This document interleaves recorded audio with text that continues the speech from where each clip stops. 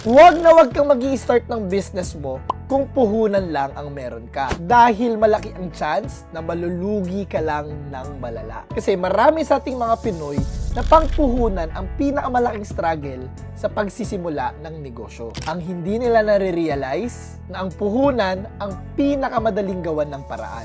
Dahil pwede ka mag-start ng business mo kahit walang puhunan. So what are the 3 things that you need to do bago ka magsimula ng negosyo? Unang-una, be sure na napag-aralan mo mabuti kung ano ang business na papasukin mo. Kasi madalas, masyado tayong na-excite sa opportunity. At kapag nasimulan na natin, magugulat na lang tayo na hindi na natin alam kung ano ang susunod na gagawin natin. Kaya madalas, naluloko at nalulugi na lang tayo sa huli. Pangalawa, mag-focus ka kung ano yung business na napili mo. Tendency kasi nating mga Pinoy na ipasok lahat ng gusto nating ipasok sa negosyo. Kunwari, may business ka na karinderya, tapos may ulingan ka sa kaliwa, tapos meron ka pang tindahan ng tabo sa kanan.